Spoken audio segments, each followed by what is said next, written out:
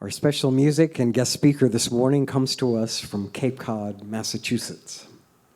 David Roth is a singer, songwriter, recording artist, and presenter who's taken his songs, his experience, and expertise to a wide variety of venues.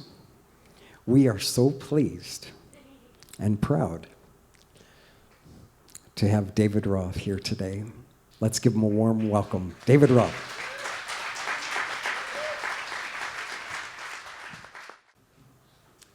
Or I could have just listened to him talk all morning.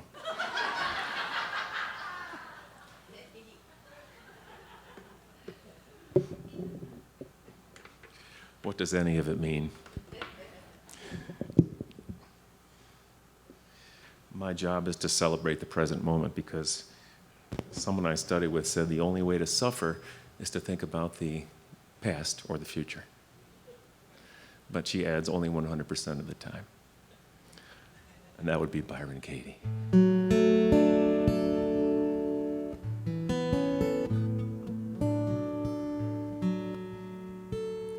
I surrender to my greatest, highest good and release any fear that blocks my way.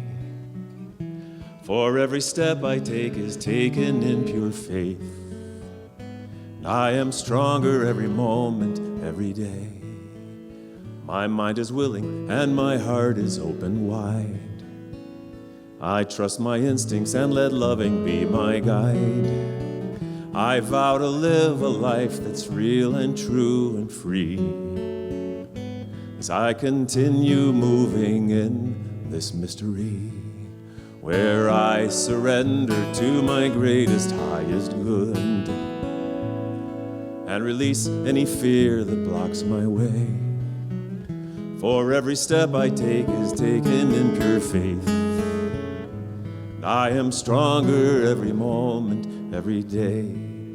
There may be walls, there may be roadblocks that I find, but I can choose to take a higher path each time. For now I know that what I thought was safe and sound was only habit and regret that held me down. So I surrender to my greatest, highest good and release any fear that blocks my way. For every step I take is taken in pure faith, and I am stronger every moment, every day. I am stronger every moment, every day. I am stronger every moment, every day.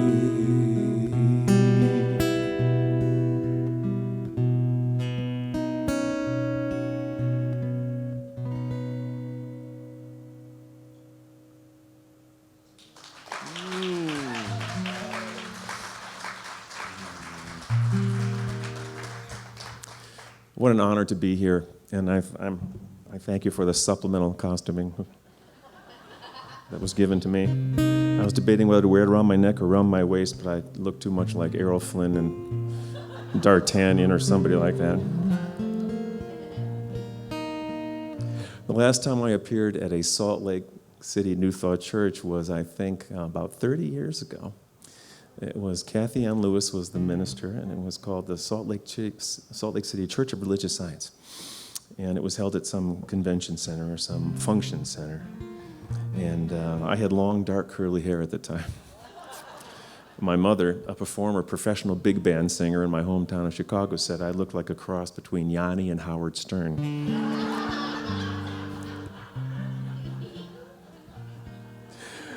But here we are all these years later, and it's such an honor to be here, and truly is. I have blessed every single day I've been able to do this full-time for a living. I can hardly believe it, and I won't stop until they pry the guitar from my cold, dead hands.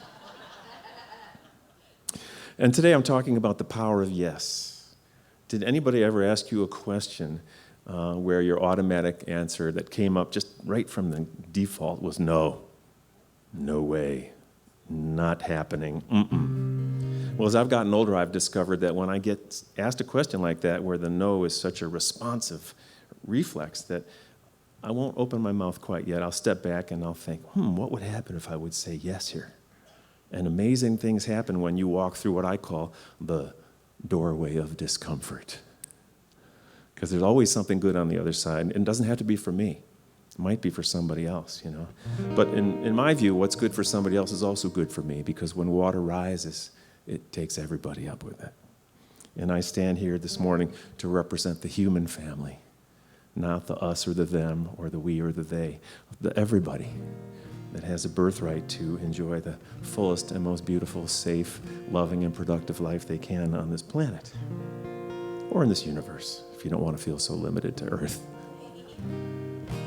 And all my friends say, Dave, what are all these New Thought churches you've been going to all these years? And if they could just see what I'm looking at now, this says it all. Costumes. Warmth, humor on a church on a Sunday morning. But I really just tell them it's simply a place where you go to have your answers questioned.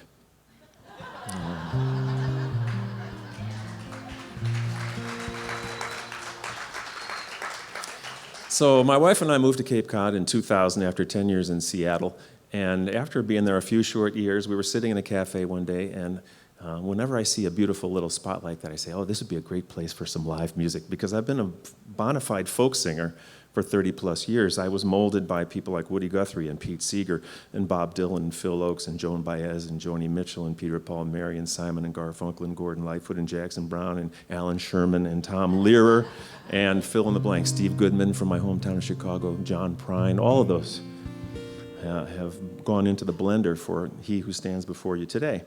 And I love live music, and I think that when we get together in person, whether it's church or coffee house or concert or gathering or conference, we represent the last bastion of the attention span in our culture. By getting together and engaging one another on something more powerful, if you can imagine, than type, sending thoughts and prayers, send on to the next thing, So I'm more about sending thoughts and prayers and what can I do to take action to make our situation better, to take action. These days, it doesn't seem like thoughts and prayers are enough.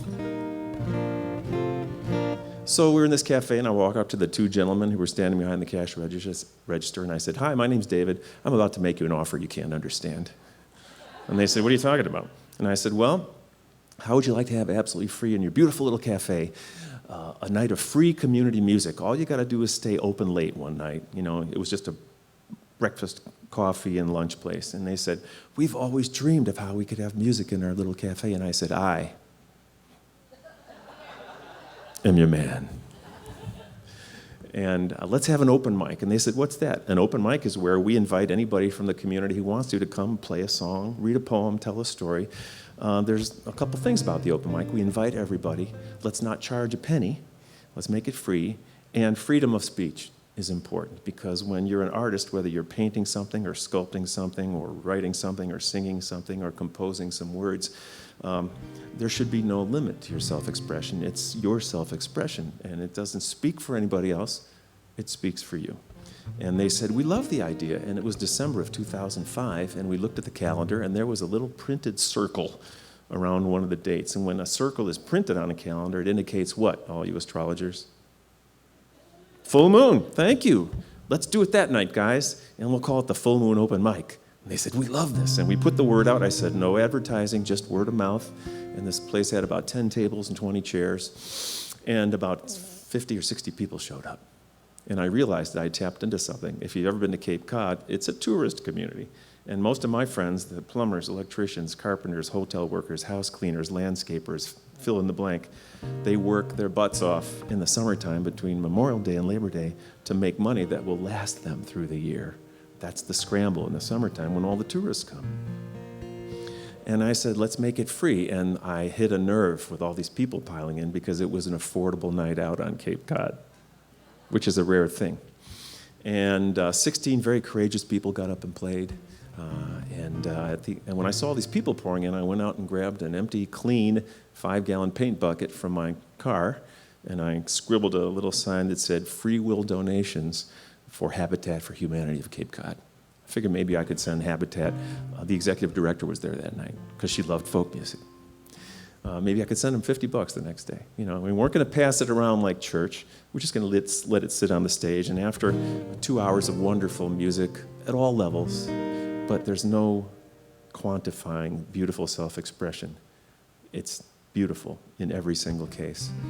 I looked over in the bucket, and there wasn't $50 in there. There was over $200 in there from my hard-working neighbors who didn't have that kind of money. Crumpled bills, coins. Some of those coins are still in that bucket as a link to the past. That was 15 years ago.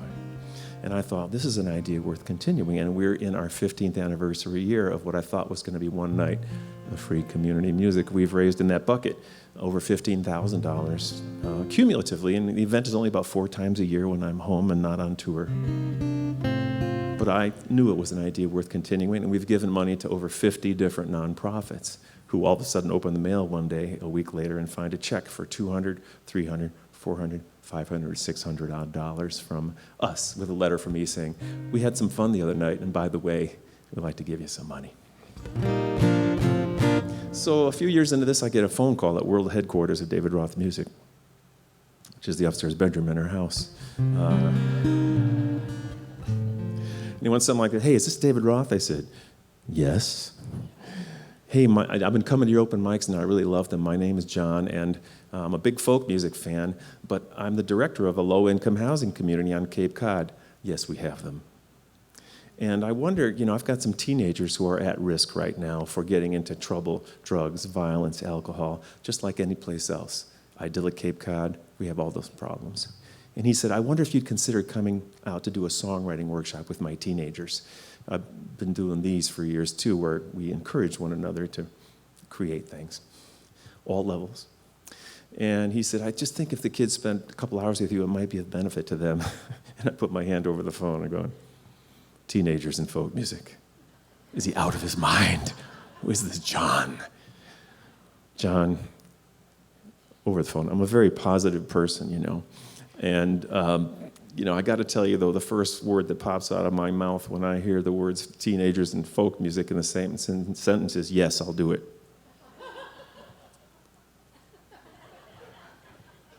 He said, did you say yes? I said, absolutely.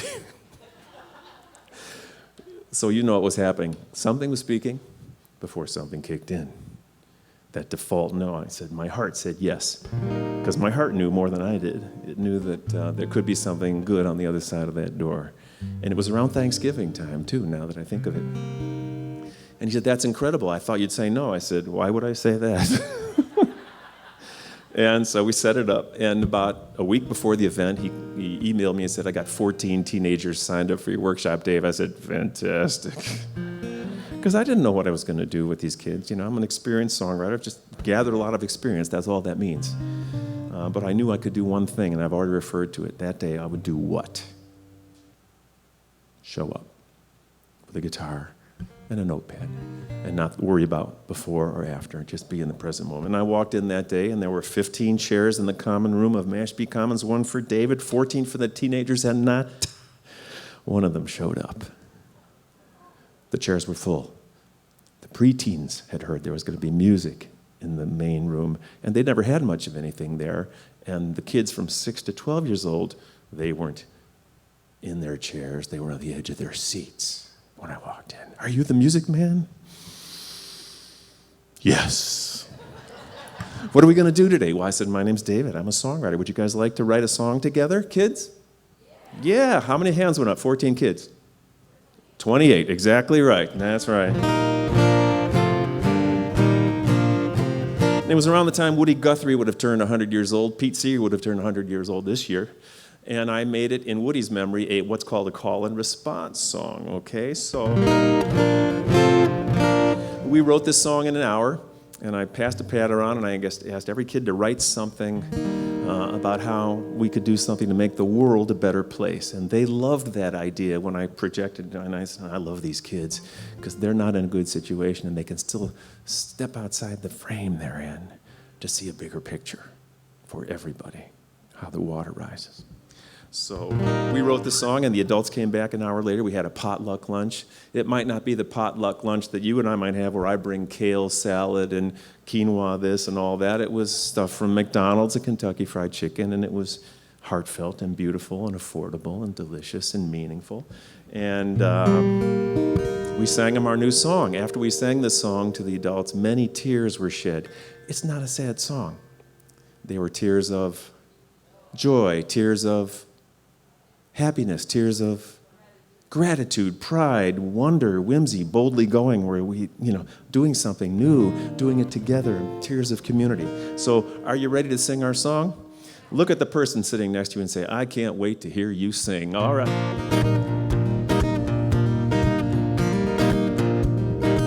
Call and response. Here we go.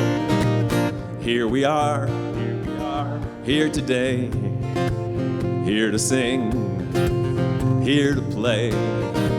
Make this world a better place for me and you and the human race. If you had a bad day, you can turn it around. Play some tunes, crank up the sound. Hand in hand, lost and found. Turn your frown upside down. Oh, know that we can be ourselves. Oh, that's a nice word, kids. What are we going to rhyme with selves? That's what they said. They said elves. And looking around, that's not much of a stretch today, but I said, I'm going to need a minute on this one. And they said, no, Mr. Roth. Three of them said, we got the next line. I said, know that we can be ourselves. They sang, wizards, fairies, ninjas, warlocks, and elves. 14 kids, pretty neat. Let's write this song, and then let's eat. Let's have some fun in the sun. Love our world, love our town. Let's go green, save the bees, save the whales, save the trees. Oh, let's have some chicken pot pie. Oh, another nice word, kids. What are we going to rhyme with pie? Someone said sky, my eye, and then another little boy with glasses, never forgot him, raised his hand. He said, I got this, Mr. Roth. I said, call me David. And he sang one of the greatest lines of any song I've ever heard. I only wished I'd have thunk of it.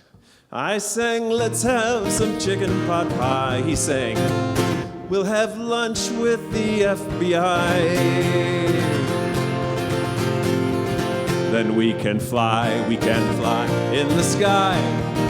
My, oh my, FBI. And here we see a turkey giving thanks for you and me, 'cause we won't eat him today. Vegetarian's okay. Move around a disco dance. Take a risk and take a. May you have perfect feast, and may the world have perfect peace. Here we are, here today, here to sing, here to play. Make this world a better place for me and you and the human race. For me and you and the human race. Right here on earth, in outer, very good, for me and you and the human race.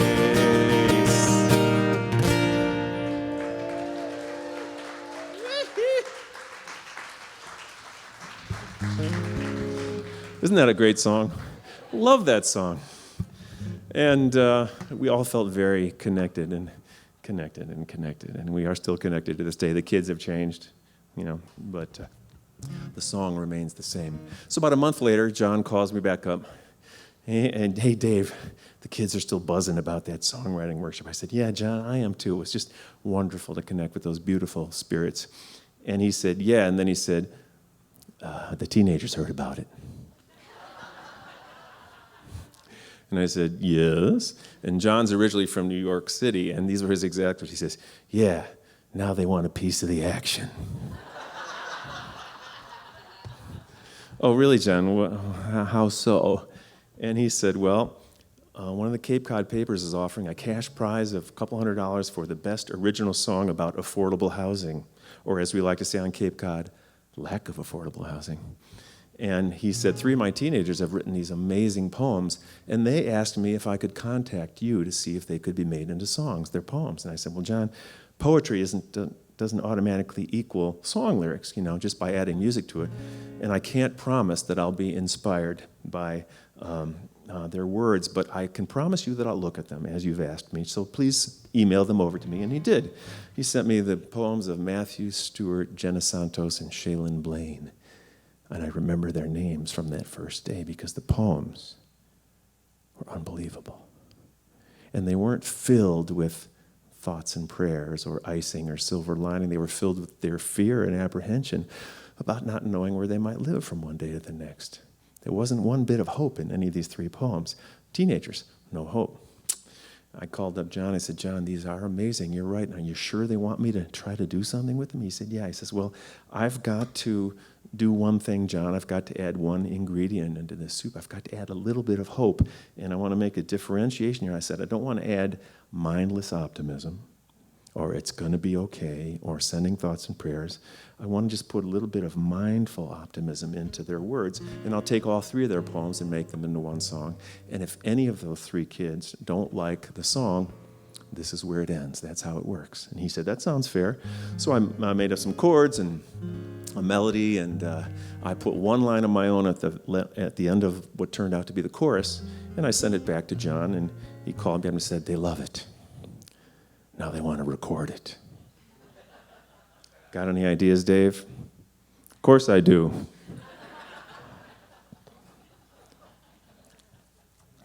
What's that, Dave? And then the light bulb went off. The big yes. I said, I want you to bring them to my house next week, world headquarters of David Roth Music. I got a little recording studio there. I made my last 4 albums in my upstairs office. And bring them next Wednesday afternoon, because next Wednesday is the next, and they're very rare, full moon open mic, and we'll bring them over to sing the song to the 100 people who gather at the public library in Brewster, Massachusetts. And he said, that sounds great. He said, what time? I said, 4 o'clock, and then you take them out to dinner, and I'll do this and that. So the next Wednesday, he brought 4 or 5 of the kids. Matthew, Jenna, and Shaylin didn't show up for the recording session. But 4 or 5 of the FBI song kids came. They had never heard the song. They said, what are we doing? When do we start? It was their big yes that made that so easy. And I taught them the song real quick, and they sang it at the top of their lungs in no particular key, which is the way I think singing should be done. I think it has to feel rather than sound or look or appear or gain the approval of others. I think it's how the singer feels, which is the most important thing about singing and music. And these kids sang at the top of their lungs. I recorded it 2 times, and I've been sending that recording around in an MP3 form to anybody whose email I can read for free. That's the greatest piece of choral music I've ever heard recorded, because they're singing from the same place where the yes comes from. And I've got a clipboard out there. If I can read your email, I'll send you for that, and I won't give your names to anybody else. I'll send you that recording. If you're ever having a hard day, when your heart feels so hard you don't think anything can get through, this will take a good step in that direction. And I loved the song so much that I recorded it on one of my grown-up albums, because I wanted to send these kids a royalty check every year. Now, it's a folk music royalty check. It's very symbolic, but a symbol nonetheless.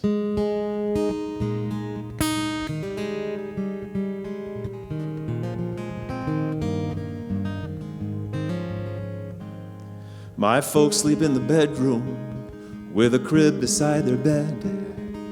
I'm out here on the sofa with my sister. This cottage may be small, but it's home to us all.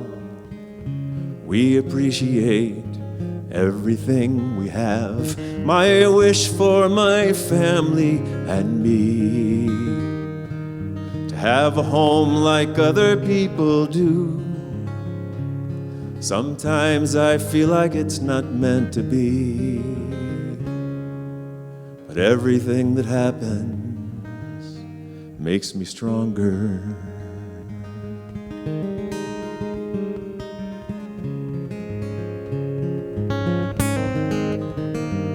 And now in the front yard we find the landlord put up a for sale sign. Goodbye, Cape Cod. My mother looks so sad. She holds her head in both her hands, but I can help her, yes I can. And I can also help my dad. My wish for my family and me, to have a home like other people do. Sometimes I feel like it's not meant to be, but everything that happens makes me stronger. A home is like a castle. It's like you won some lottery, from nothing up to something, a place where I sleep soundly. A roof over our heads, food on our plates. Mom and Dad are making sacrifices every day, so we can all be together in one home. We appreciate everything we have. My wish for my family and me, to have a home like other people do. Sometimes I feel like it's not meant to be, but everything that happens makes me stronger. Sometimes I feel like it's not meant to be, but everything that happens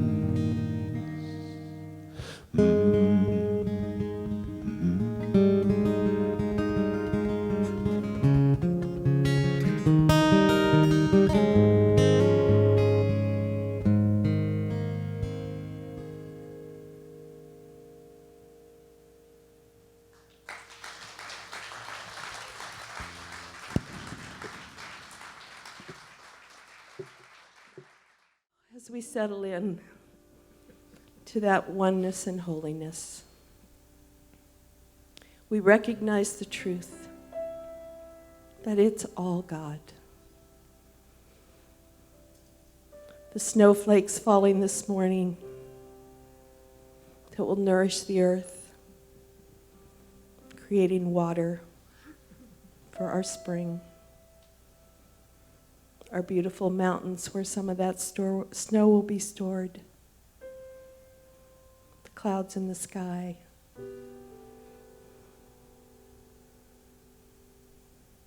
The trees that are shedding their leaves so they can rest before blooming again in spring. And each one of us, it's all God.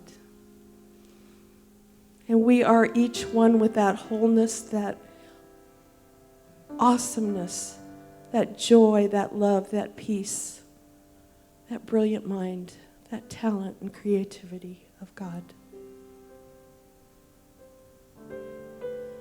And so as I know this for myself, I know it for each person here.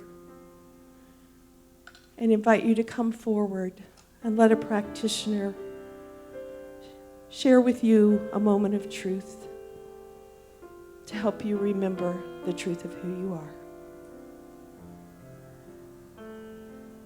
How grateful I am for these truths that have been spoken, for the oneness that we share with each other and with the divine, for this beautiful music, for David's wonderful words and inspiration in song, for everyone here, and for the truth that prayer works. And so filled with that gratitude, I release these words into the law, knowing that it does the work, and it is already so. As together we say, and so it is.